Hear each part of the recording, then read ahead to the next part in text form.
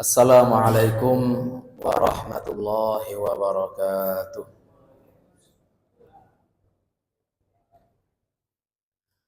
Alhamdulillahilladzi hadana li hadza wa ma kunna linahtadiya laula an hadanallah. Asyhadu an la ilaha illallah wahdahu la syarikalah wa asyhadu anna Muhammadan abduhu wa rasuluh. Allahumma salli wa sallim wa barik ala hadzal nabiyil karim wa ala alihi wa sahbihi wa man tabi'ahum bi ihsanin ila yaumiddin. Fanawaina ta'alluma wa ta'lim wan naf'a wal intifa' wal ifadata wal istifadah wal hatha ala tamassuki bi kitabillahi ta'ala wa bi sunnati nabiyhi sallallahu alaihi wasallam wad du'a ilal huda wad dilalata 'alal khairi ibtigha'a mardatillahi wa sawabihi wa qurbih. Allahumma 'allimna ma yanfa'una wanfa'na bima 'allamtana wa zidna ilma. Allahumma iftah lana waftah 'alaina waftah bina. Bapak-bapak, ibu-ibu, para guru, para jamaah yang dimuliakan Allah, puji syukur kehadirat Allah Subhanahu wa taala. Salawat dan salam mudah-mudahan senantiasa tercurah untuk Nabi Muhammad sallallahu alaihi wasallam. Mudah-mudahan dilimpahkan pula untuk keluarga dan para sahabat beliau serta kepada siapapun yang telah menyampaikan ajaran beliau kepada kita, termasuk orang tua dan guru-guru kita. Mudah-mudahan kita, keluarga kita, anak cucu kita semuanya tetap berpegang teguh kepada apa yang telah dibawa oleh Nabi Muhammad sallallahu alaihi wasallam, sehingga nanti di akhirat kita bisa dibangkitkan bersama-sama dalam barisan beliau dan mendapatkan syafaat dari beliau. Para jamaah yang dimuliakan Allah, kembali kita lanjutkan kajian akidah Ahlus Sunnah wal Jamaah. Sebagaimana kita sudah sampaikan pada bulan lalu, kita akan merujuk kepada kitab Aqidatul Awam karya Sayyid Ahmad Al-Marzuqi, dan kita sudah sampaikan silsilahnya ya. Sayyid Ahmad Al-Marzuqi itu punya murid namanya Sayyid Zaini Dahlan, dan Sayyid Zaini Dahlan ini punya murid namanya Syekh Ahmad bin Abdul Latif Al-Khatib Minangkabau. Kemudian kita juga sudah sampaikan bahwa murid-murid Syekh Ahmad Khatib Minangkabau di Sumatera Barat khususnya, baik itu kaum tua, kaum muda, itu kurikulum akidahnya sama dengan kurikulum akidah Sayyid Ahmad Al-Marzuqi. Dan itu bisa kita lihat dari buku-buku yang ditulis oleh mereka. Siapa saja mereka? Kalau kaum tua kita ambil contoh adalah Syekh Sulaiman Ar-Rasuli atau Inyak Canduang. Inyak Canduang itu punya kitab tauhid judulnya Al-Jawahir Kalamiyah. Jawahir Kalamiyah ini juga ada karya Syekh Al-Jazairi ya. Tapi ini yang karya Inyak Canduang juga ada judulnya Al-Jawahir Al-Kalamiyah. Kalau kaum muda, kita sebut di sini Bapak Buya Hamka Haji Rasul, Inyak DR ya. Kalau orang dulu Inyak DR, bakut DR doktor. Inyak DR itu beliau punya buku judulnya Umdatul Anam fi Ilmil Kalam. Umdatul Anam fi Ilmil Kalam. Kemudian perantara antara kaum tua kaum muda kita juga sebutkan yaitu Syekh Ibrahim Musa atau Inyak Parabe. Beliau juga punya buku judulnya Hidayah. Jadi mau dia kaum tua, kaum muda, kalau bahasa sekarangnya mau dia Perti, mau dia Muhammadiyah kalau di Sumatera Barat, maka kaji tauhidnya tidak berbeda. Kaji tauhidnya tidak berbeda. Makanya kita pakai kitab itu sebagai rujukan kajian kita. Nah, kita review kembali apa yang sudah kita bahas pada bulan yang lalu. Kita bahas tingkatan iman ya bulan lalu ya, Bapak-bapak ya. Tingkatan iman.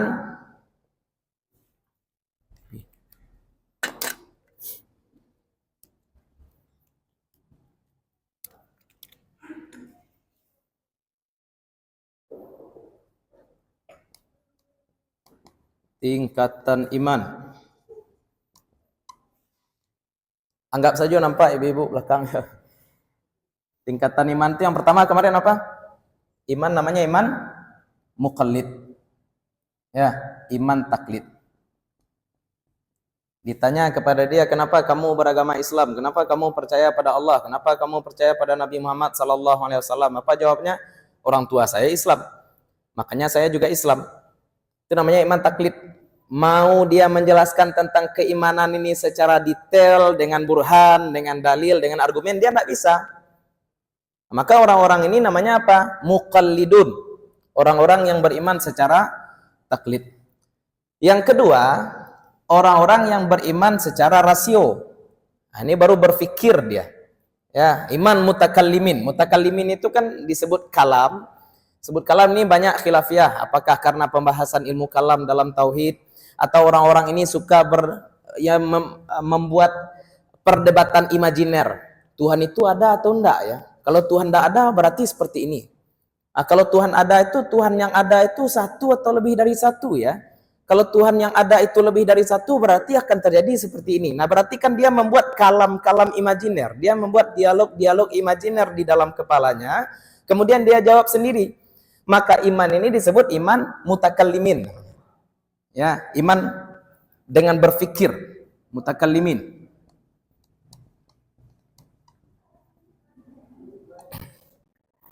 Iman al-mutakallimin. Dia berfikir. Yang ketiga, nah ini iman orang-orang yang sudah merasakan manisnya iman tadi. Bukan karena berfikir-fikir lagi, terasa dia hadirnya Allah Subhanahu wa taala itu. Ya. Nah, ini iman apa namanya? Iman arifin. Imanul arifin. Kita samakan lah ya, isim fa'il dia semuanya. Ini iman muqallidin. Muqallid. Ini iman muqallidin, iman mutakallimin, kemudian iman arifin. Ini level 3. Nah, kebanyakan kita atau kebanyakan orang Islam, imannya itu ya iman level muqallid. Nah, makanya saya condong kepada Imam Ghazali ya. Imam Ghazali ketika menjawab apakah orang yang Islam itu kebetulan karena orang tuanya Islam. Kenapa kamu Islam? Orang tua saya Islam. Kamu tahu bukti kebenaran Islam? Saya tidak tahu bukti kebenaran Islam. Yang penting saya tahu Tuhan saya Allah. Saya tahu Nabi saya Nabi Muhammad. Saya tahu kitab saya adalah Al-Quran. Itu berarti dia iman muqallid. Orang seperti ini imannya sah atau tidak? Sah ya. Sah imannya. Ya kalau tidak masuk neraka. Ya kebanyakan kita akan masuk neraka jadinya gara-gara itu. Bakok sah. Ya, setidaknya orang-orang muqallidin ini kalau ditanya malaikat dalam kubur tajawik enggak dia? Marab buka, lihat tajawiknya tuh. Alah, lolos tuh lah, aman.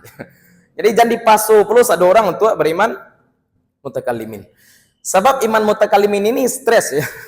Karena yang kita sebutkan tadi dia membuat dialog-dialog imajiner dalam kepalanya. Contohnya Tuhan itu ada atau tidak, kemungkinan 2.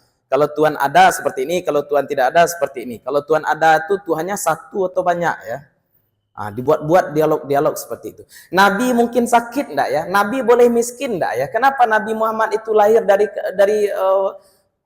keluarga Arab ya? Kenapa bukan dari Romawi? Kenapa bukan dari Persia? Kan itu namanya membuat dialog-dialog imajiner. Ini ya pusing.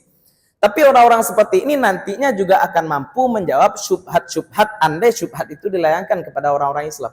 Ini iman mutakallimin. Makanya nanti ya di akhir hayat Imam Al-Ghazali mengatakan saya kembali kepada cara berakidah ibu saya. Misalkan kita temukan riwayat seperti itu. Padahal sebelumnya beliau itu kan digelari Hujjatul Islam. Apapun masalah agama, tukang jawabnya Imam Ghazali gitu. Ya, apapun syubhat-syubhat tentang agama, jawabnya ya Imam Ghazali. Kenapa beliau kembali? Karena ini stres ya. Ya, kita memikirkan syubhat jawabannya. Banyak debat. Koknya debat. Ya, dialog debat Syiah, debat dengan Khawarij, debat dengan Jabariyah, Qadariyah nanti seperti itu. Tapi itu nanti ya. Insyaallah kita juga akan bahas. Mudah-mudahan ada waktunya nanti. Nah, ini iman yang membuat pusing, tapi insyaallah iman orang-orang ini lebih kuat. Karena andai ada syubhat yang datang, dia mampu menjawab. Andai ada syubhat yang datang kepada orang-orang mutakallimin ini, dia mampu menjawab. Nah, kalau iman arifin ini, dia sudah merasakan manis iman ya, hakikat iman. Syahidallahu annahu la ilaha illa huwa wal malaikatu wa ulul ilmi. Nah ini nih, ulul ilmi yang ketiga. Ini level imannya sudah seperti imannya para malaikat. Dan itu disejajarkan oleh Allah Subhanahu wa taala dalam ayat tadi. Ya, wal malaikatu wa ulul ilmi. Nah, itu namanya iman al-arifin. Nah, sekarang tugas kita belajar tauhid sekarang, ya, menaikkan level dari iman sekedar taklid kepada iman mutakallim. Mutakallim ini berarti dia sudah paham argumennya. Ada argumen, tahu dia dalil, tahu dia burhannya. Ini tugas kita. Ya, mengetahui dalil-dalil kenapa kita beragama Islam, kenapa Tuhan kita adalah Allah, kenapa Nabi kita Nabi Muhammad SAW, kenapa kita percaya pada syariat, dan seterusnya. Ini dulu pemetaan. Ya, boleh dihapus, Bapak ya. Kita lanjut lagi ya. Nah, sekarang untuk mengetahui akidah yang benar, kita susun dulu pertanyaan-pertanyaan seperti yang tadi kita sebutkan. Ya. Pertanyaan-pertanyaan yang tadi kita sebutkan. Apa itu? Kita mulai dari fakta yang sama-sama kita terima. Apa fakta yang sama-sama kita terima? Alam itu ada. Ini fakta. Semua orang yang punya panca indera ini menerima ini. Alam itu ada. Nah, pertanyaannya, alam ini ada, kemungkinannya dua. Ada yang menciptakan, ada penciptanya. Yang kedua, tidak ada.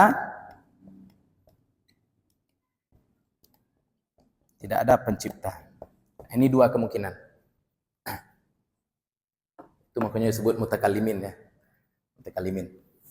Karena ada dialog-dialog imajiner. Ya, ada pertanyaan yang kita munculkan, kemudian kita juga mampu menjawab pertanyaan tadi. Bisa belum mak jawab pertanyaan itu, nan bisa bertanya itu siapa kok ya? Kurang berakal. Itu penting dulu. Ibu, Bapak, yang bisa bertanya itu siapa? Orang berakal. Orang yang tidak berakal itu tidak bisa bertanya. Ya, ayam.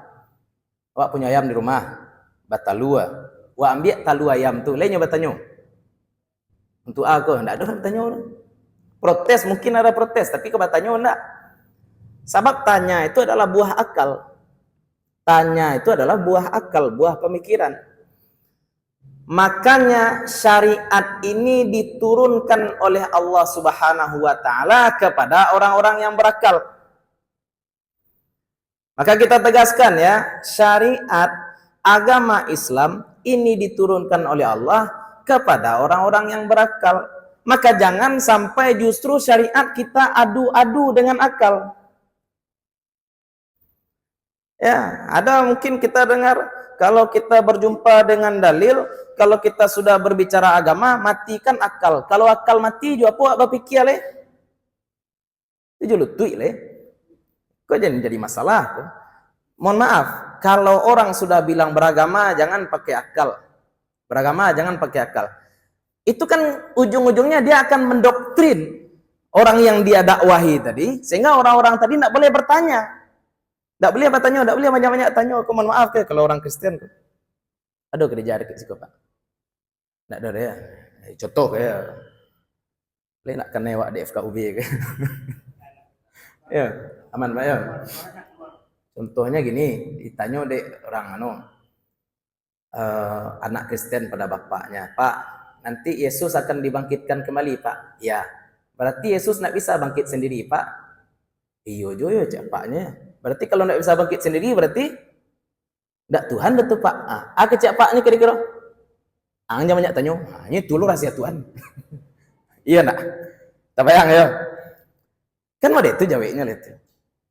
Ya, makanya tidak boleh tanya-tanya. Kalau dalam Islam tidak.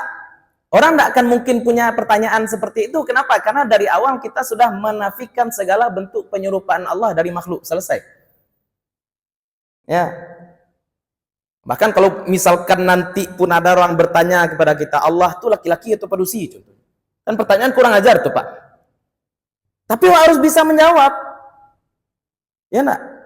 Kan manusia seperti itu. Kalau manusia, kalau tidak laki-laki, kalau tidak manusia. Kalau tidak pakai baju berarti telanjang. Kan dua saja kemungkinan. Kalau tidak di dalam berarti di luar. Kan itu makhluk tuh.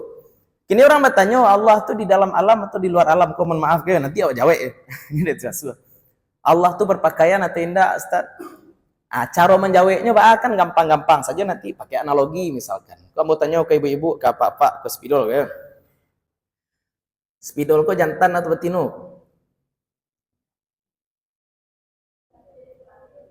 Misalkan ada orang bertanya, Allah tuh laki-laki atau pedusi contohnya.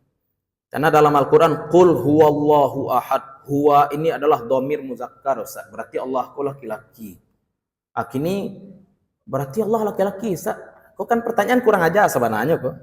Cara menjawabnya bawa pakai analogi contohnya mereka. Kau spidol kau laki-laki atau pedusi? Baca cara menjawabnya tuh, Pak. Jawabnya pertanyaan tuh bananan bodoh. Kan ya?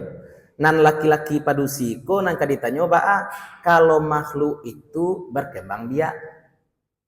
Kalau berkembang biak, iyo tanyo, iko jantan atau betina. Tapi kalau nanda berkembang biak bantu spidol, kalau ditanyo inyo laki-laki itu padusi berarti anak batanyo tuh nan bunga. Ya. Ayo bunga ya. Itu bodoh namanya. Itu pertanyaan lain. Spidol ko pakai baju atau betilanjang kah? Kira-kira Pak jawab. Jangan dijawab. Pertanyaan itu bananan bodoh. Batu. Kita bisa menyebut sesuatu telanjang kalau dia punya aurat. Kalau dia punya aurat. Indah, kalau ndak punya aurat, berarti kita ndak bisa menyebut ini babaju atau batilanjang. Netral. Ya, makanya pertanyaan-pertanyaan seperti tadi sebenarnya tidak patut disebut kepada Allah. Allah kok laki-laki atau manusia? Allah tidak berkembang biak mengangkut tanya jenis kelamin. Allah kok di dalam atau di luar? Dalam atau di luar tuh sifat fisik kasar seperti ini. Kok meja kok di dalam musaji atau di luar musaji? Kok bisa awak menjawab bahwasanya meja ini di dalam masjid karena meja ini materi kasar. Itu contoh. Tapi kalau ambo tanya lawi di mana? Nggak bisa ibu jawab di Padang dah. Nggak bisa dijawab di barat, nggak bisa dijawab di timur. Sebab di barat, yo ada lawi, di timur, di utara, akanlah mulai payah tuh. Iku awak menjawab makhluk, ku apalagi menjawab tentang Allah Subhanahu wa taala. Makanya pertanyaan orang berakal pun ada pula standar-standarnya. Ya, enggak semua pertanyaan pula itu kita benarkan dan kita jawab. Kita dudukkan dulu ini pertanyaannya benar atau salah. Ya, lagi-lagi kita katakan pertanyaan itu memang buah dari akal dan agama ini diturunkan kepada orang-orang yang berakal. Jangan sampai nanti akal kita mati. Kalau akal mati bagaimana? Kalau akal mati ya jadinya orang gila. Kalau tidak berakal itu tidak wajib sholat lah ya. Ya. Kenapa anak-anak tidak wajib sholat? Tidak berakal. Kenapa orang gila tidak wajib sholat? Kenapa perempuan haid tidak wajib sholat? Ini berakal juga ya, tapi haid ya. Emosian tidak tahu ya. Itulah gambaran. Akal ini penting. Akal ini yang menjadi standar. Bukti anak-anak itu tidak matang akalnya Pak Ibu ya. Kambiang kan tidak berakal. Kambiang sakit. Dia ube, dia rumpui, apa nanti makannya? Rumpui. Anak kete sakit, dia ube, dia coklat, apa nanti makannya? Coklat. Kalau awak nala gadang-gadang ko sakit, dia ube, dia coklat, apa nanti awak makan? Kedua-duanya. Kalau ube tu kurang awak dia kedua-duanya tu kedua-duanya. Itu kan bukti kematangan akal, Pak.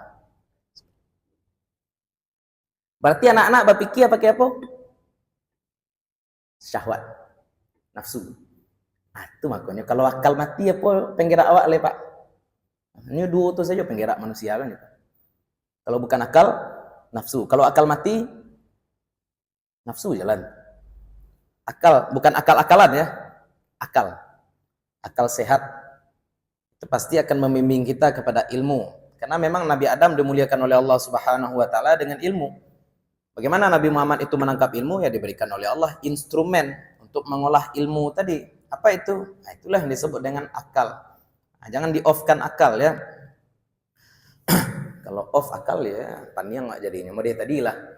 Ya, di agama-agama tadi. Pak, baku anak awak baru lahir dicampaan ke cilik Jawi. Ya, mau dah sabui agamonya, tapi apa tahu ya, yang mengkultuskan Jawi. Baku anak awak dicampaan ke cilik Jawi, ya Jawi orang gaiknya kira-kira. Terima salah. Ya, jangan tanya-tanya. Iko lo agama gitu. Islam enggak seperti itu. Ya, ada doktrin dalam Islam ada, tapi doktrin itu nanti landasannya tetap logis. Landasannya tetap logis. Nah, jadi jangan ya. Kenapa? Kenapa kita tidak boleh menafikan akal? Karena untuk menjawab pertanyaan ini, kita akan merujuk kepada firman Allah Subhanahu wa taala surat Al-Baqarah ayat 164. Ayat 164. Atau di surat Ali Imran juga ada ayat yang senada. Inna fi khalqis samawati wal ardi wa ikhtilafil laili wan nahari wal fulkil lati tajri fil bahri bima yanfa'un nas wa ma anzalallahu minas sama'i mimma fa ahya bihil arda ba'da mautiha wa batha fiha min kulli dabbah wa tasrifir riyahi was sahabil musakhkhari bainas sama'i wal ardi la ayatil liqaumi yaqilun. Tujuannya penting.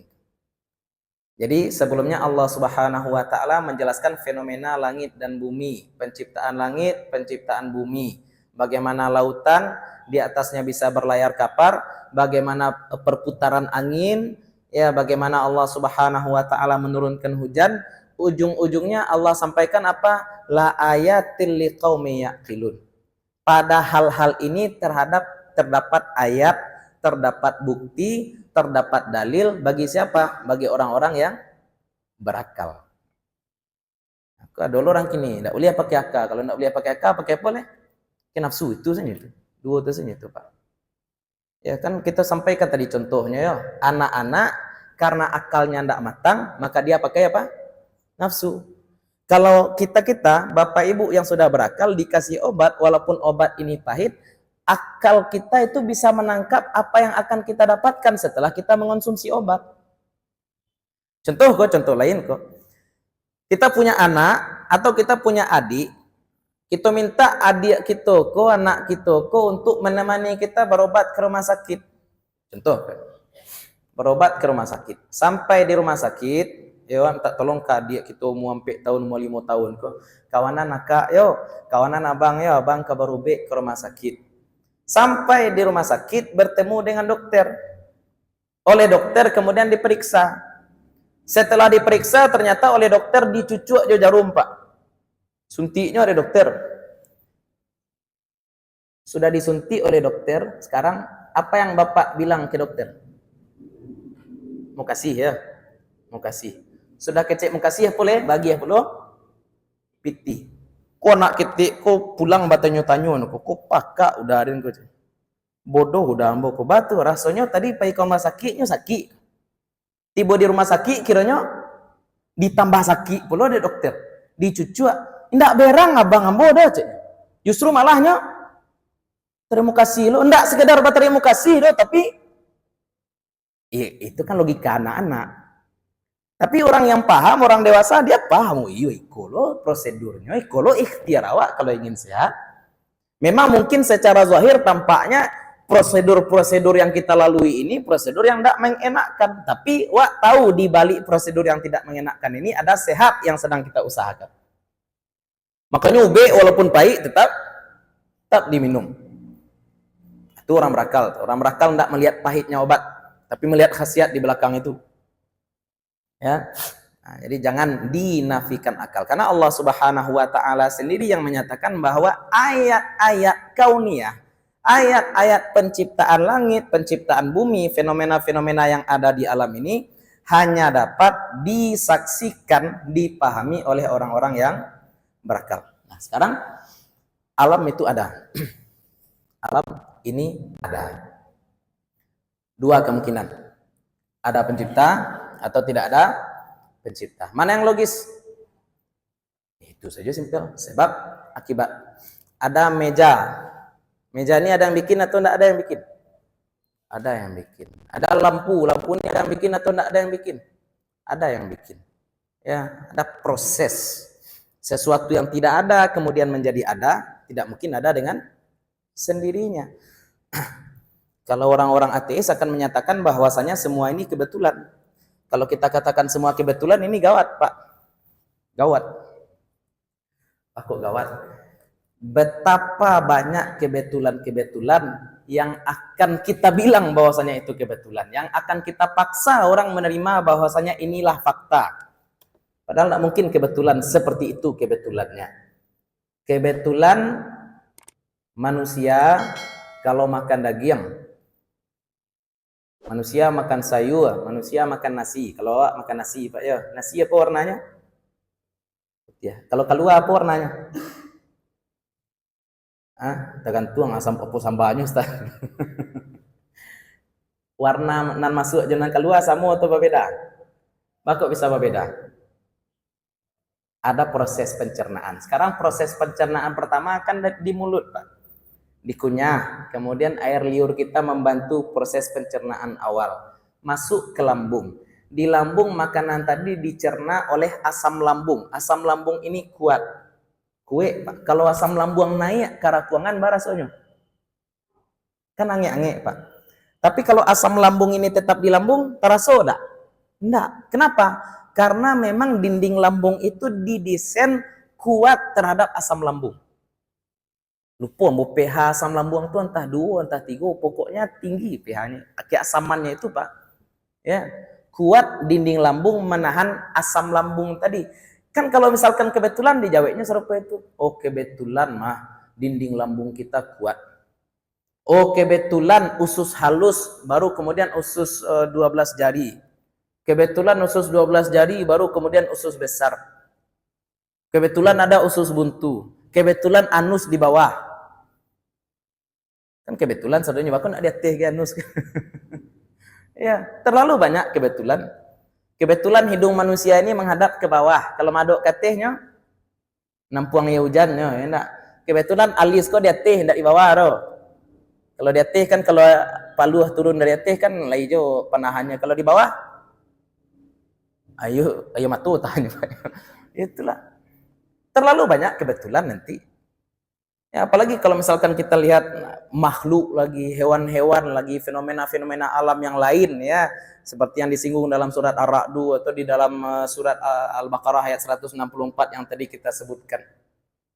Makanya kita kisahkan kisah Imam Syafi'i. Imam Syafi'i ini beliau kan ahli, Pak, pakar. Beliau mujaddid kedua. Kalau dalam sejarah ulama-ulama Islam kan ada istilahnya innallaha yab'atsu fi hadhil ummati fi ra'si kulli mi'ati sanatin may yujaddidu fihim. Kita meyakini bahwasanya setiap qaran, setiap masa itu ada mujaddid. Mujaddid pertama itu kesepakatan ulama kita adalah Umar bin Abdul Aziz. Di abad kedua, siapa mujaddid? Generasi setelahnya, ya, mujaddid itu adalah Imam Asy-Syafi'i. Kenapa Imam Syafi'i? Karena beliau mampu mendamaikan atau mengkompromikan antara madrasah ahli ra'yi dengan madrasah ahli hadis. Madrasah ahli hadis itu pemimpinnya adalah Imam Malik. Madrasah ahli ra'yi, ahli logika, itu pemimpinnya adalah Imam Abu Hanifah. Jadi Imam Syafi'i ini kuat logikanya, kokoh logikanya. Datang kepada Imam Syafi'i seorang mulhid, seorang ateis. Di zaman itu, ateis sekolah ada dari dulu, Pak. Jangan dianggap ateis ini adalah produk komunisme. Enggak, dari dulu sudah ada. Di dalam Al-Quran juga sudah disebutkan itu ateis. Wa ma yuhlikuna illad dahru. Orang-orang yang meyakini bahwasanya hidup dan mati ini tidak ada yang atur. Kenapa kita mati? Waktu yang bikin kita mati. Jadi seateis-ateisnya orang, dia tetap punya Tuhan, Pak. Tuhannya apa? Waktu. Bakok turun hujan, lah tibolo katunya. Bakok lai anak jawi, lah tibolo katunya. Berarti Tuhannya siapa? Waktu. Ya, atau kalau sekarang di barat itu mereka bilang Tuhannya itu Mother Nature. Ya, alam itu betul yang dia tuhankan. Alam itu betul yang dia tuhankan.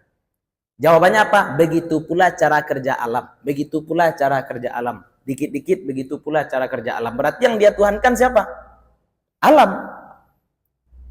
Nah, makanya yang tadi kita sebutkan, orang ateis yang datang pada Imam Syafi'i itu menisbatkan segala sesuatu kepada waktu. Dan waktu itu di dalam bahasa Arab disebut dengan ad-dahru. Ad-dahru. Al-waktu juga, as-sa'ah juga salah satunya ad-dahru. Makanya orang-orang ateis di masa itu disebut dengan dahriyah. Dahriyah. Dia bertanya pada Imam Syafi'i, apa bukti Allah itu ada? Ini pertanyaannya. Apa bukti Allah itu ada? Atau apa bukti Tuhan itu ada? Imam Syafi'i ketika itu menjawab dengan pertanyaan balik. Ya, kamu tahu enggak Kijang Kasturi?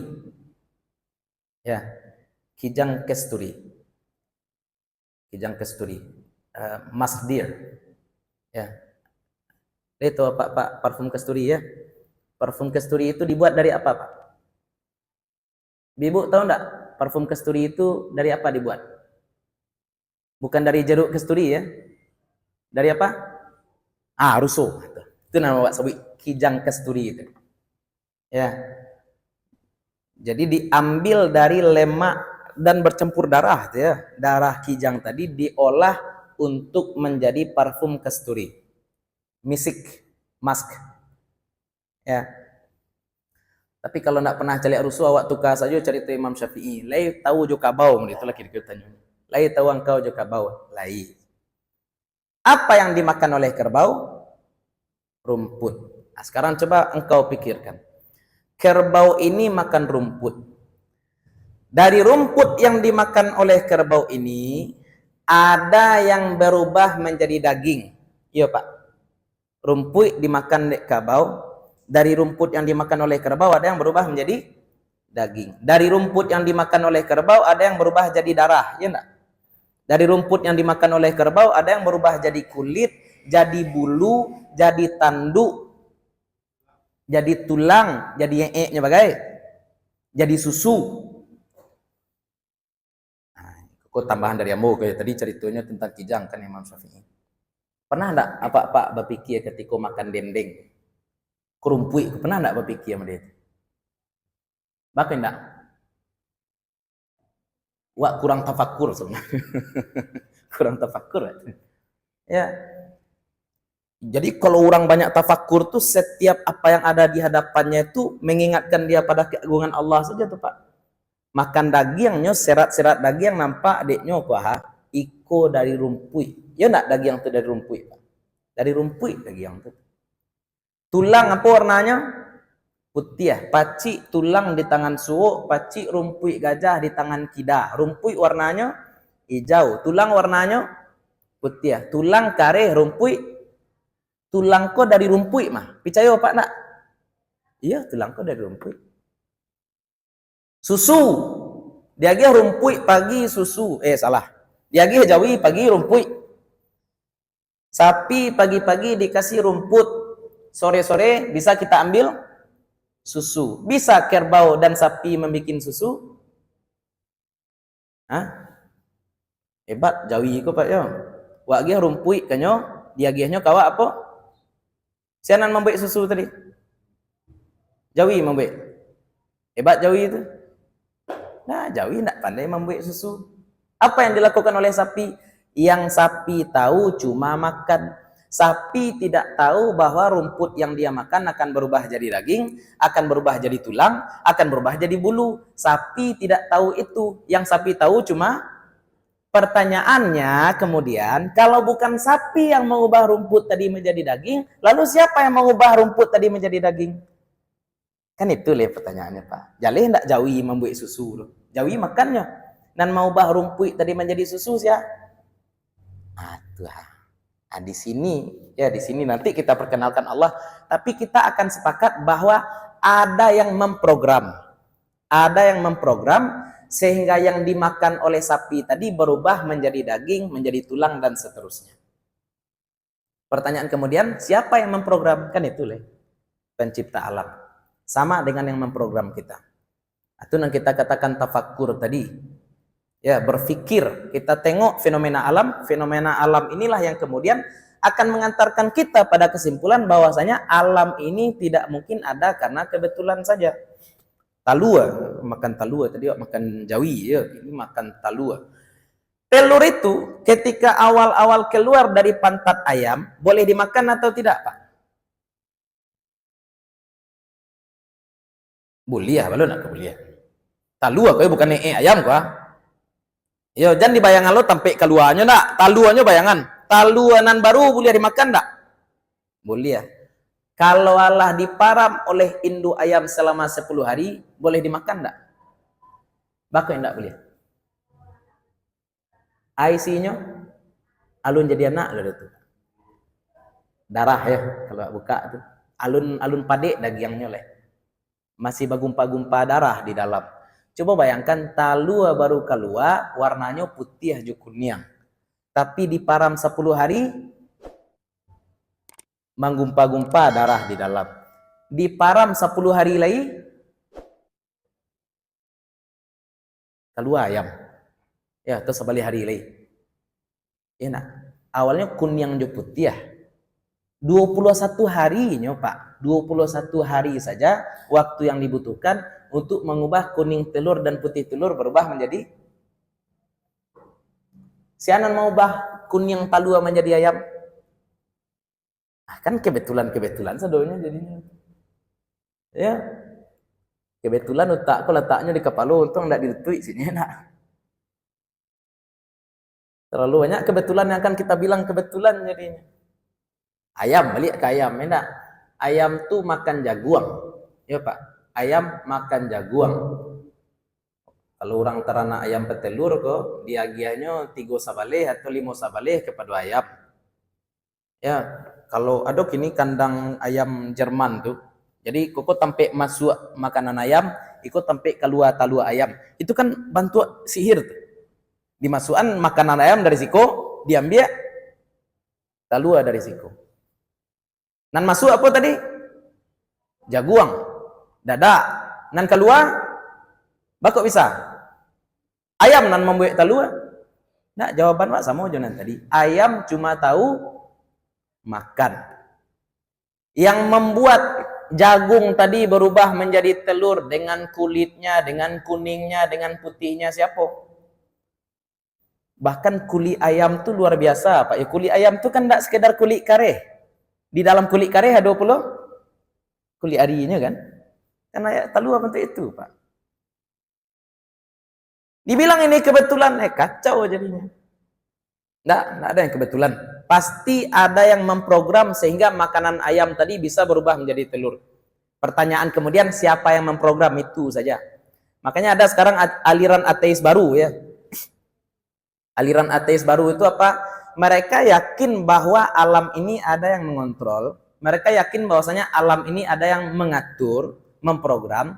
Tapi mereka tidak tahu siapa yang mengatur. Yang mereka yakin cuma yang mengatur ini adalah super intelligence katanya. Kecerdasan luar biasa yang mengontrol alam itu saja. Salangkah lagi berimannya tuh. Tapi tidak muah malaluan itu. Ya makanya hidayah ini mahal Pak.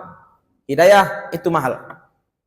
Kita yakin bahwasanya yang mengontrol alam ini adalah Al-Alim, Al-Hakim, yang maha tahu, yang maha bijaksana. Siapa itu? Allah.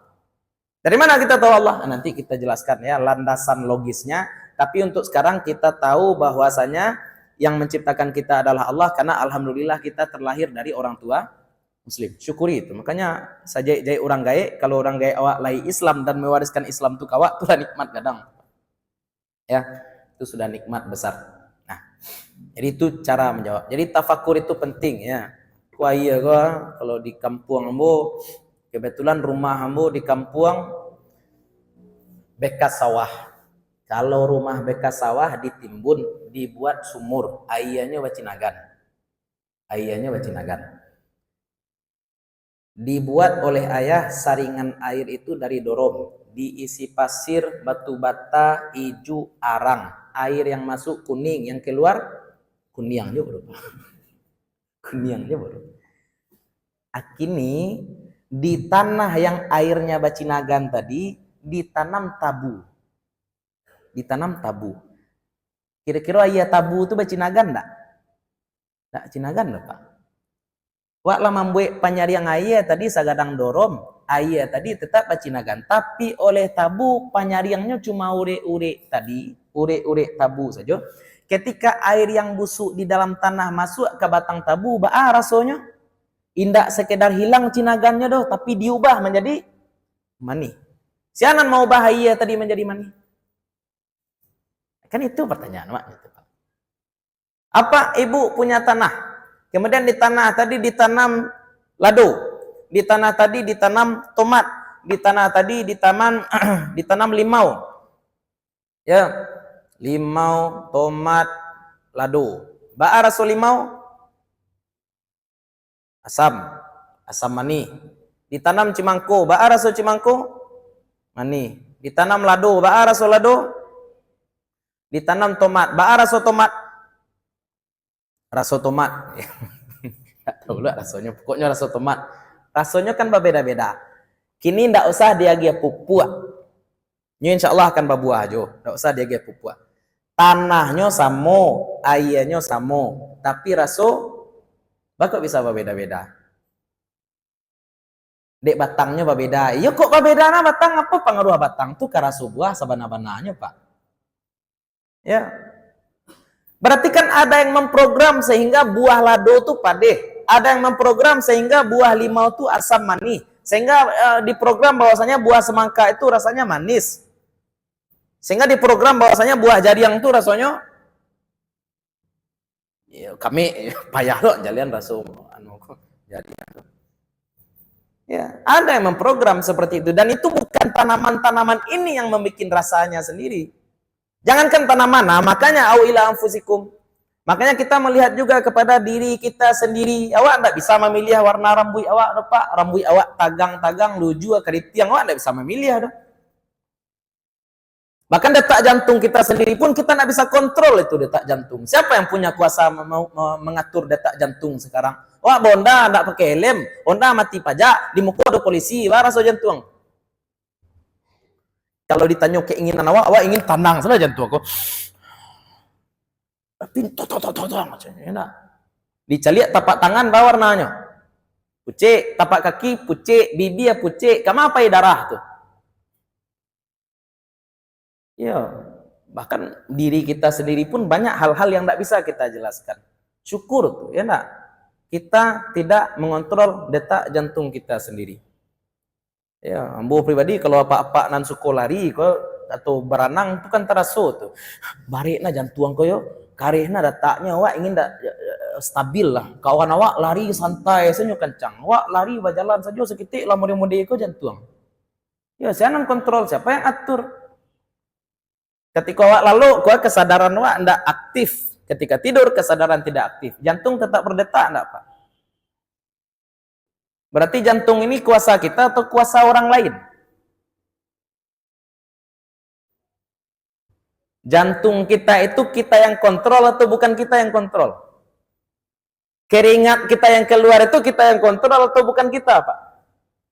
Rambut kita yang tumbuh, kuku kita yang tumbuh, itu kita yang kontrol atau bukan kita yang kontrol? Yang jelas bukan kita yang kontrol. Kalau bukan kita yang kontrol, berarti ada yang mengontrol, ada yang mengatur. Nah, itulah jawabnya DT tadi. Ada yang kontrol. Siapa itu? Nah, itulah pencipta alam tadi. Makanya perlu tafakur tadi itu, Pak.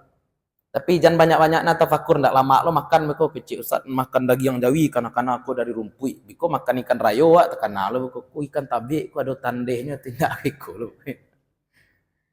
Ya, lo tafakur enak, tapi sekali-sekali tafakur. Air jernih, luar biasa. Dari mai kok enak.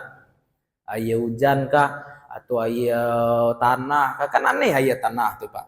Apa kalau Pak seraan naik ke tanah, air tuh naik ke teh tuh turun ke bawah. Hah? Turun ke bawah nanya, masuk ke dalam tanah.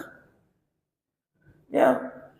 Tapi kalau di batang tabi, di pikum buah tuh, matu airnya tuh, Pak, sagadang batang karambi ya, air itu nak masuk ke dalam, tapi malah kencang air itu keluar.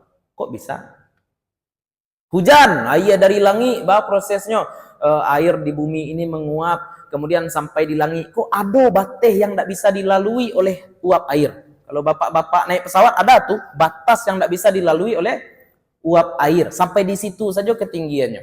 Kemudian ketika sudah dingin dia, maka dia balik. Kalau dia berat, maka dia turun. Kadang-kadang dia turun sudah mencair, itu menjadi hujan. Kadang-kadang turun dia tetap seperti gumpalan-gumpalan es. Aku hujan es kadang-kadang kelereng, kadang-kadang. Atau turunnya seperti salju. Kan itu pertanyaan orang tuh, Pak. Banyak nan kau tafakur kan, Pak.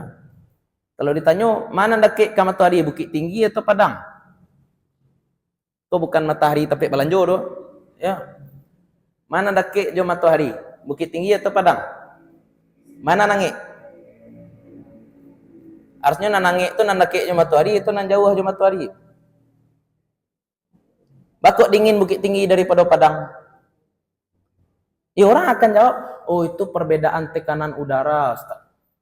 Jadi tekanan udara di pegunungan itu tidak sepadat tekanan udara di daerah berdataran rendah. Jadi daerah dataran rendah ini lebih menyerap kalor dari matahari sehingga terasa wangi di awak. Bakok bisa beda tekanan udaranya? Oh gravitasi, Ustaz. Sianan membuat gravitasi? Kebetulan saja ada tuh, Ustaz. Ada cerita. Banyaknya kebetulan-kebetulan. Ya, kebetulan jantung kita berdetak, kebetulan paru-paru kita mampu mengubah oksigen menjadi karbon dioksida. Ya, kan banyak kebetulan-kebetulan jadinya, Pak. Ya. Nah, makanya jawabannya mutlak di atas tuh. Ada yang menciptakan. Pertanyaan kemudian. Ya, kok berarti lah batal gitu. Kalau batal. Kalau ada orang ateis datang kemari, Pak. Ada orang ateis datang kemari. Saya enggak percaya ada pencipta alam. Pencipta alam tuh enggak ada tuh. Itu dari mana asal gunung? Ada dengan sendirinya. Dari mana asal sungai? Ada dengan sendirinya. Laut itu siapa yang menciptakan? Ada dengan sendirinya. Ataan saja cik kucing di atas terompahnya bisu. Keluarnya dari musaji. Bako ada cik kucing di atas terompah ambo. Ada dengan sendirinya. Larian ondanya. Bako hilang onda ambo. Hilang dengan sendirinya. Jangan. Bako jadi kriminal lah jadinya. Bako jadi kriminal pas ditanya oleh polisi. Ustaz Habib majan. Lah itu berarti lah batal. Pertanyaan kemudian, nah ini nih. Siapa yang menciptakan? Siapa pencipta itu? Siapa pencipta? Nah, makanya tahapan iman itu apa? Mengakui ada pencipta dulu. Mengakui ada pencipta itu tahapan awal tauhid. Bukan ngecek kok masuk neraka. Itu dulu loh. Belajar tauhid itu apa? Mengakui ada pencipta alam. Titik. Ini pembeda antara orang yang mengakui Tuhan dengan orang yang ingkar Tuhan. Sekarang orang yang mengakui Tuhan banyak. Orang Kristen mengakui Tuhan, orang Buddha mengakui Tuhan, orang Hindu mengakui Tuhan, orang Islam juga mengakui Tuhan. Kenapa kita sebagai orang Islam berani mengatakan bahwa agama kita benar, agama orang lain salah? Kan itulah pertanyaannya. Agama Islam itu agama yang benar atau agama yang paling benar, Pak?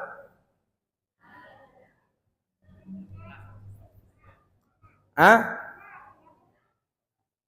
Agama yang benar atau yang paling benar? Kalau kita katakan agama Islam itu paling benar, berarti agama lain benar. Ya. Agama lain benar juga, tapi kurang benar. Kan itu jadinya. Nah, agama Islam ini agama yang benar. Agama yang benar. Lawa, kalau ada non pluralis kok tolong tobat malam gini. Nah, inna dina indallahil Islam. Agama di sisi Allah itu cuma Islam. Agama yang diterima Allah itu cuma Islam. Tuhan yang benar itu Allah. Kita yakin itu. Tapi ketika ditanya kenapa kamu bilang Tuhan yang benar itu adalah Allah? Kenapa bukan Yahweh? Kenapa bukan Elohim? Kenapa bukan Sang Hyang Widi? Kenapa bukan Brahma, Siwa, Wisnu, dan seterusnya? Nah, maka kita akan katakan, karena pencipta alam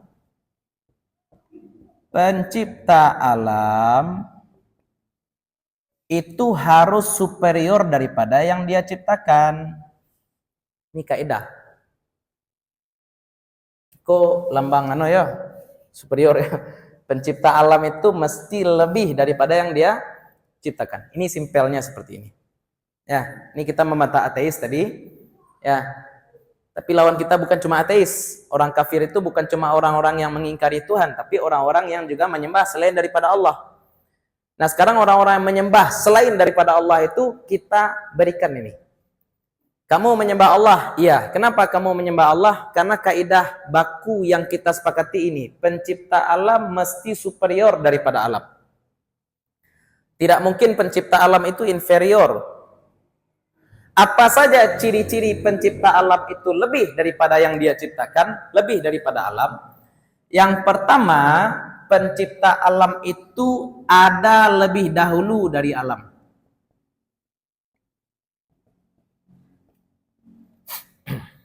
Jadi apa-apa, insya Allah semuanya pernah ke Bukit Tinggi ya. Jam gadang tu ambo buik tu bu. Lei percaya ibu? Bak nak percaya? Ambo tak percaya je ustaz, baru ceritanya kau. Tu jawabnya. Ambo alun laya jam gadang. Begitu juga cara jawab Nabi Musa kepada Fir'aun ketika Fir'aun mengatakan ana rabbukumul a'la, saya Tuhan kamu yang paling tinggi, kata Fir'aun. Ditanya, kalau Tuhan kamu siapa wahai Musa? Jawab Nabi Musa apa? Tuhan saya adalah Tuhan kamu dan Tuhan bapak-bapak kamu. Rabbukum wa rabbu abaikum. Itu kan sebenarnya jawaban kasar tuh, Pak. Yo kasar tuh. Bawa apa mah? Ya, kan bawa apa? Tuhan saya adalah Tuhan kamu dan Tuhan bapak-bapak kamu. Kalau mau dijabarkan jawaban Nabi Musa, maksudnya apa?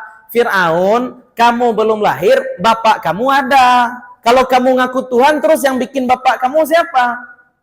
Kamu ngaku Tuhan, sebelum kamu lahir, sungai Nil itu sudah mengalir.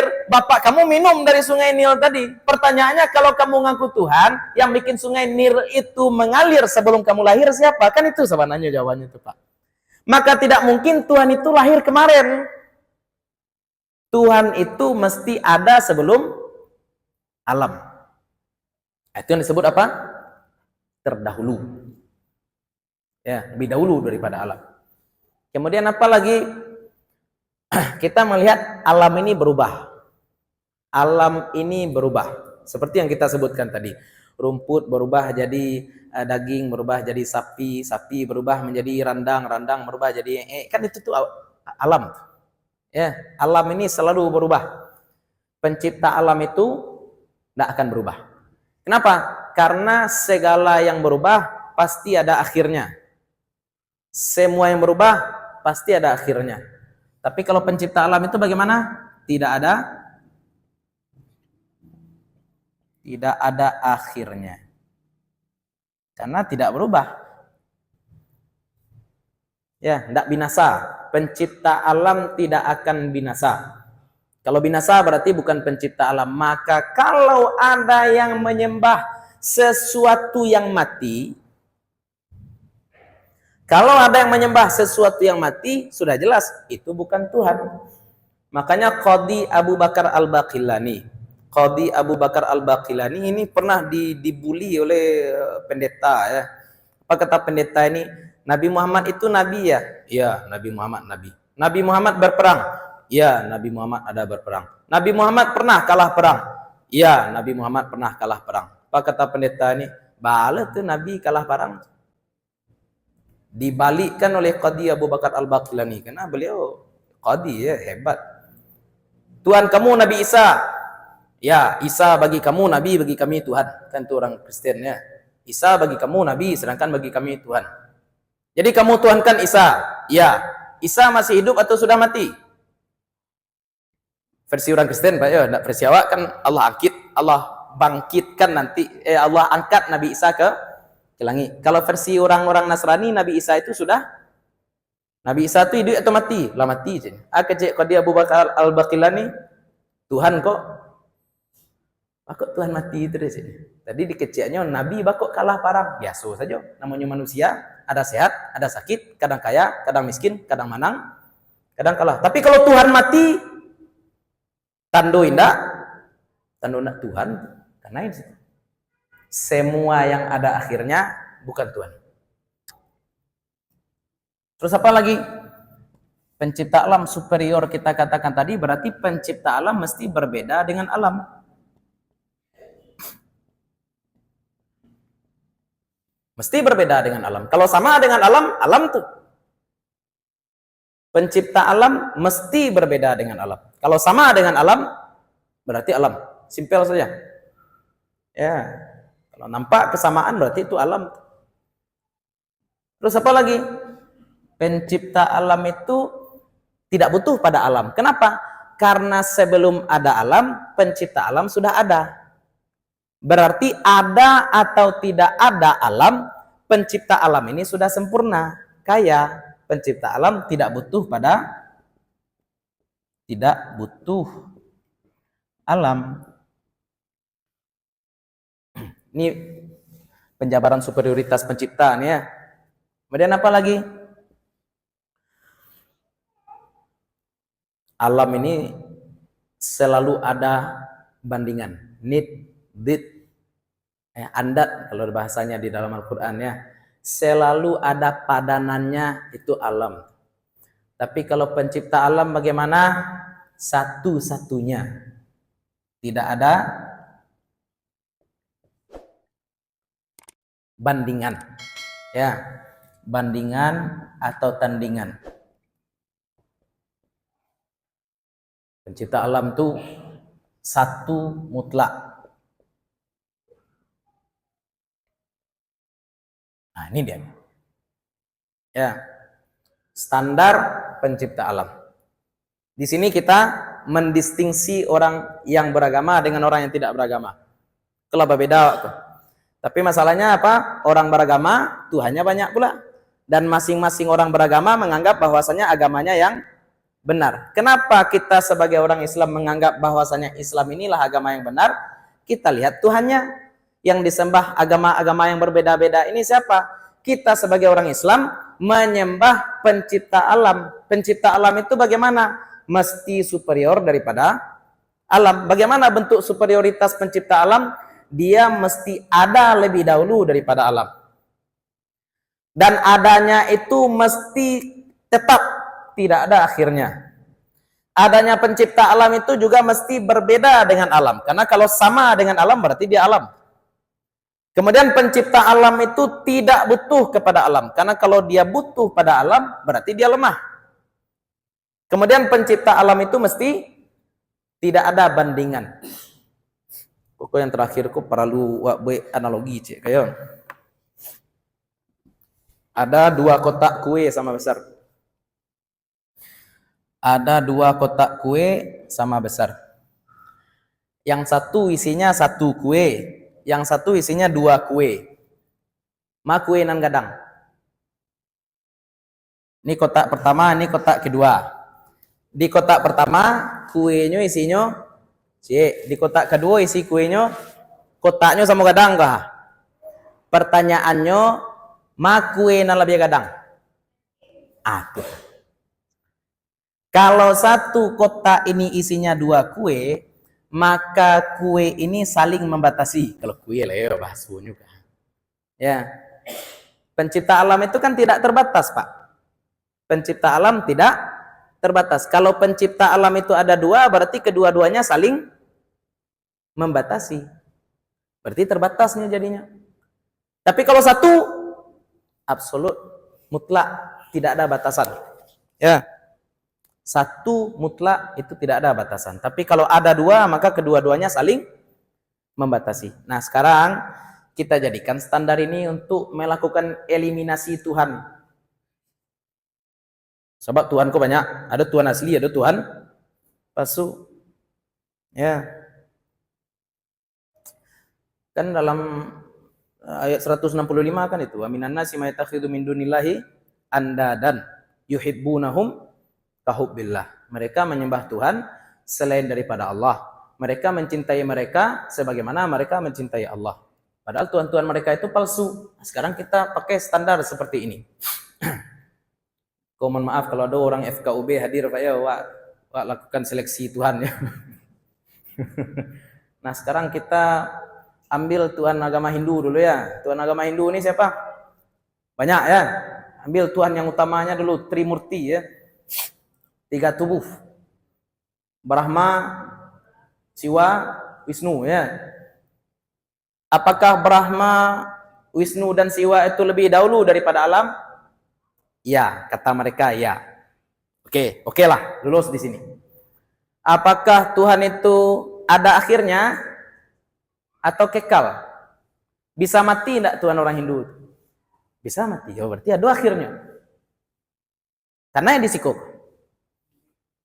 Dia sama dengan alam atau berbeda dengan alam? Sama, batangan lo, bakaki lo. Bedanya apa? Dibuatnya Tuhannya kok bentuk manusia, tapi supaya berbeda aja manusia, dibuatnya tangannya 6, buatnya kepalanya 3, buatnya kulitnya biru. Kan iya. Ya sama aja alamnya kok, tapi dibuatnya warnanya berbeda. Itu kan sama aja orang macam contoh PR. Bedaan seketik deh, boleh nak ketahuan contoh. Ya. Karena ini sama aja alam. Tapi agar tidak sama-sama manusia menunggang kuda, dia buat Tuhannya menunggang angsa. Iya jadinya jadi lelucon bagi awak, Pak. Kalau Pak tagageh mantan anak sekolah, Pak antan jonda atau nanya angso. Ya aku paling absurd tuh kepala 3 payah dia, kepala 3 tuh. Kalau lalu payah kalau kepala 3. Menilantang saja bisa, mereng kasuk tempi kepala suuk. Kalau basin payah deh Pak ya. Kalau kepala suuk basin asin. Muka asin. Nah karena ya di situ. Ya sama aja alam. Butuh pada alam atau tidak butuh pada alam? Butuh pada alam. Dia butuh kendaraan, dia butuh tempat tinggal, dia butuh istana kayangan. Dia butuh makan bahkan. Karena itu di situ. Dia satu atau banyak? Banyak karena corek. Karena eliminasi. Kau agak mau salah nanti. Nah, sekarang Tuhan nanoleh, Tuhan maleh. Tuhan Kristen ya. Tuhan Kristen. Wah, agak ngari. Kok bulan besok ndak ngaji, Wak? Tolong janggu anggo. Lah Tuhan orang Kristen, Nabi Isa ya. Bagi kita nabi, bagi mereka Tuhan. Nabi Isa itu mana yang lebih dahulu daripada alam? Dulu alam lah. Dulu Siti Maryam lah daripada Nabi Isa. Berarti di sekolah karena itu. Nabi Isa itu ada akhirnya atau tidak ada akhirnya? Akan naik lo di sekolah. Nabi Isa itu sama atau berbeda dengan alam? Sama. Kan sama jawab kok Nabi Isa. Ya, kata Allah membatalkan ketuhanan Nabi Isa dan Siti Maryam apa? Kana yakulani ta'am. Kedua-duanya makan. Kalau makan kan alam tuh. Butuh pada alam atau tidak butuh pada alam? Butuh kan butuh makan tadi itu. Karena itu resiko. Satu atau banyak? Kanlah 3 tuh. Bapak, anak, ibu. Atau Bapak, Holy Spirit, Roh Kudus. Ya nak, kan seperti itu. Alah 3 lah karena itu resiko. Lah batal ya. Ale agama, sabila agama batang baringin karena itu. Agama ale. Agama-agama lama ya menyembah matahari karena itu di situ itu sudah dibatalkan oleh Nabi Ibrahim ya, ketuhanan matahari, bintang, bulan. Dan memang agama-agama pagan rata-rata di dunia kalau Bapak lihat Tuhan utamanya itu berkaitan dengan matahari itu. Kalau agama Mesir kuno berhalanya itu kan Tuhannya ada Isis ya, Ra ya, Tuhan dewa mataharinya dewa Ra. Kalau orang-orang Viking itu dewa tertingginya siapa? Odin. Ya, kalau orang-orang Yunani si Zeus, kan Tuhan dewa matahari semua tuh. Orang Jepang juga seperti itu, orang Amerika Latin juga seperti itu, penyembah berhala seperti itu. Dan ketuhanan matahari itu batal karena tidak memenuhi syarat-syarat ini semua. Ada awalnya, ada akhirnya, berubah, dan kita katakan semua yang berubah itu akan ada akhirnya. Berarti siapa yang lebih dahulu dari alam, tidak ada akhirnya, berbeda dengan alam, tidak butuh alam, dan tidak ada bandingan, siapa yang tersisa? Cuma Allah lah, selesai. Yang lolos cuma Allah saja. Ya, makanya kalau ada yang ngaku-ngaku Tuhan, kita pakai ini untuk menyariang. Tuhan aku salah atau batu? Wak, coba tes Leo. Istilahnya kok? Ayo anunya. ADM-nya cek. Checklist dulu. Karena enak ke persyaratan-persyaratan sebagai Tuhan. Tuhan aku tahun berapa ya? 1980. Oh, lah corek langsung. Itu contohnya. Makanya yang tersisa cuma Allah, karena memang cuma Allah yang ada tanpa awal. Allah itu ada tanpa, Allah itu juga ada tanpa akhir. Huwal awwalu wal akhiru wal zahiru wal batinu. Allah itu juga berbeda dengan laisa kamitslihi. Allah itu juga tidak butuh pada fa innallaha ghaniyun 'anil alamin. Allah itu juga tidak ada walam yakul lahu kufuwan ahad. Nah, inilah yang kemudian disebut dengan sifat salbiyah. Ini namanya sifat salbiyah. Kok buruk tulisannya ini? Sifat salbiyah. Apa itu sifat salbiyah? Asalnya salab. Salab ini artinya negatif. Sifat ini kita pakai untuk menegasikan ketuhanan Tuhan-Tuhan yang palsu. Tuhan-Tuhan yang lain kita batalkan ketuhannya dengan 5 standar ini. Meyakini bahwasanya pencipta ada ini namanya sifat nafsiyah. Nafsiyah. Nah, ada bahasa Arabnya apa? Wujud.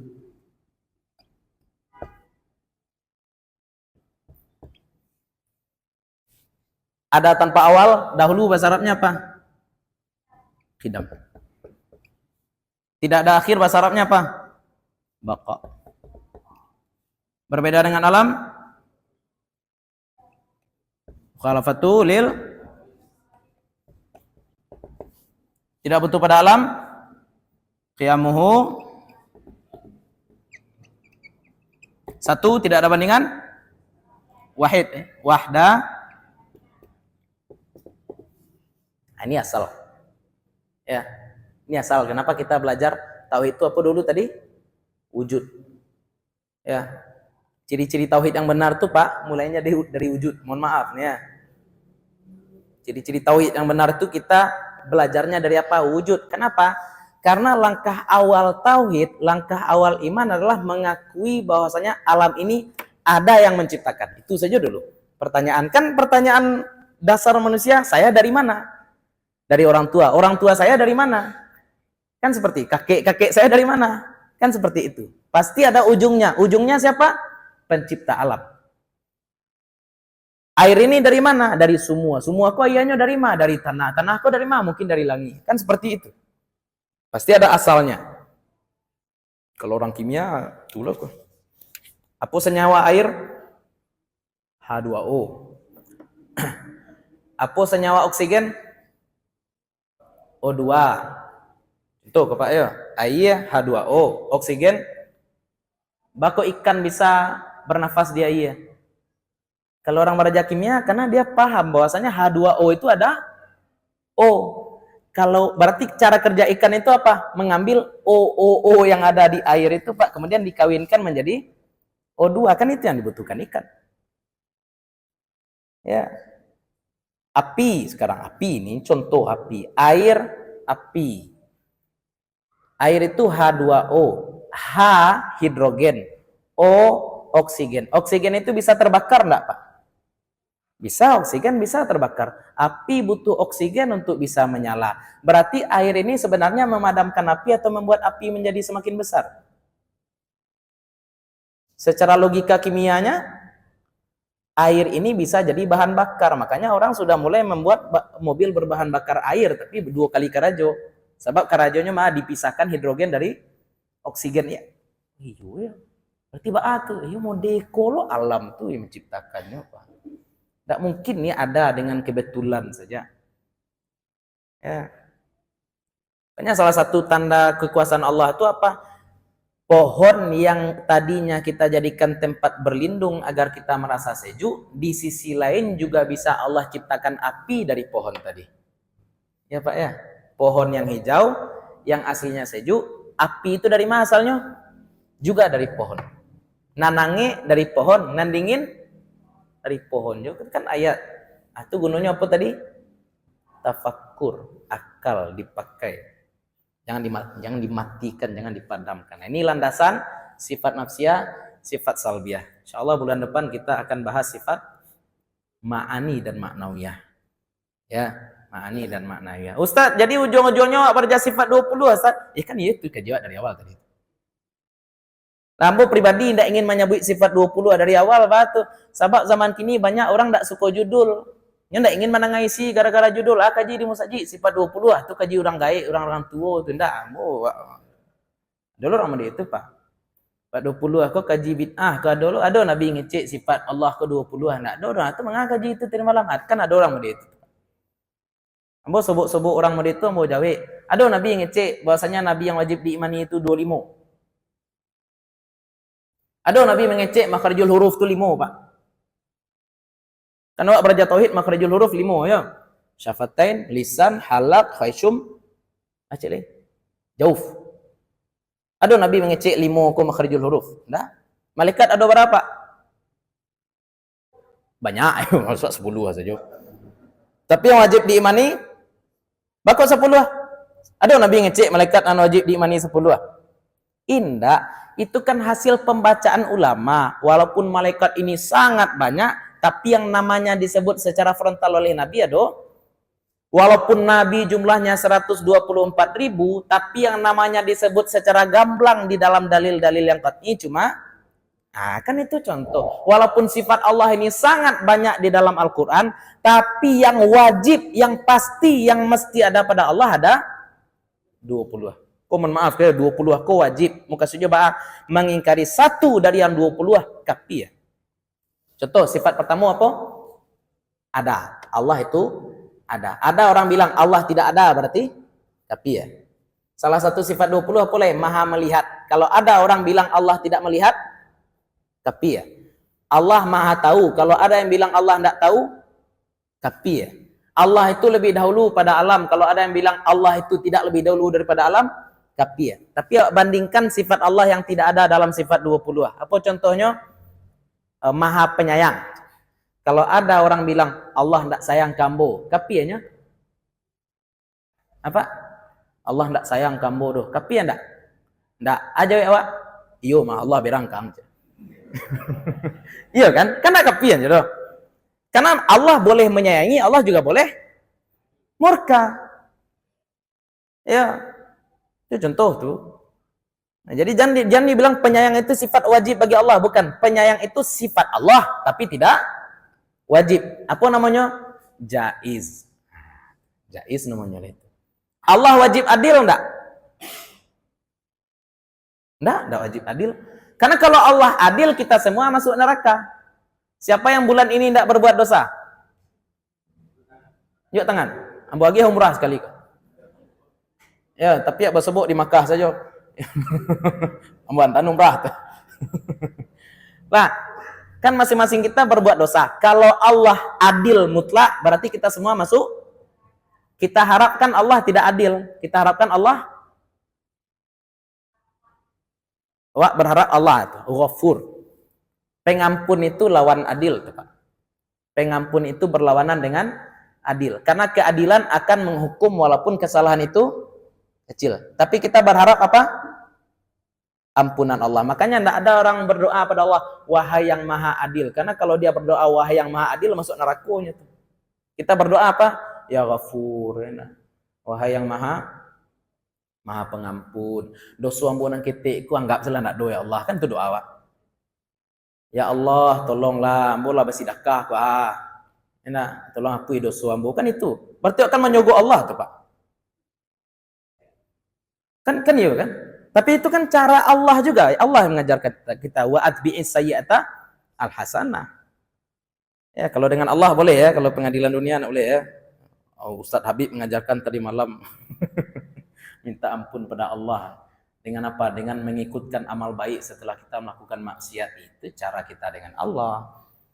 Nah, makanya itu logika-logika yang kita jadikan landasan ya. Kenapa ada wujud, ada qidam, ada baqa, dan juga sifat-sifat lain. Nah, makanya tolong dibedakan nanti antara sifat wajib bagi Allah dengan sifat jaiz. Sifat Allah. Sifat Allah itu banyak. Bukan cuma 20. Tapi mengingkari satu dari 20 ini kafir. Sama dengan Nabi. Nabi Allah itu banyak 124.000. Tapi kalau mengingkari satu dari 25, kafir, Pak. Hati-hati. Ada orang bilang Nabi Isa bukan Nabi, kafir. Ada orang yang bilang Nabi Adam bukan Nabi, berarti dia kafir. Kenapa? Karena berarti dia mengatakan bahwasanya Nabi Muhammad datang dengan kabar bohong. Simpelnya seperti itu. Walaupun Nabi sebenarnya lebih dari 25. Sama dengan ini, sifat Allah lebih dari 20. Tapi yang 20 ini yang bagaimana? Yang wajib, yang pasti, yang mesti, yang tidak boleh tidak. Nah, ini sifat 20. Tapi malam ini kita baru membahas berapa sifat tuh berarti? 6 sifat. 1 sifat nafsiyah, 5 sifat salbiah, dan sifat salbiah ini yang kita pakai untuk mengeliminasi Tuhan-Tuhan palsu. Sampai situlah kaji kita malam hari ini. Mudah-mudahan bermanfaat bagi bapak-bapak, ibu-ibu, terutama untuk kami pribadi yang menyampaikan. Mohon maaf kalau ada yang salah, ada yang kurang, ada sesuatu yang tidak kami letakkan pada tempatnya. Semoga sebagaimana Allah kumpulkan kita di sini, Allah kumpulkan pula kita nanti bersama-sama dengan Rasulullah sallallahu alaihi wasallam. Assalamualaikum warahmatullahi wabarakatuh.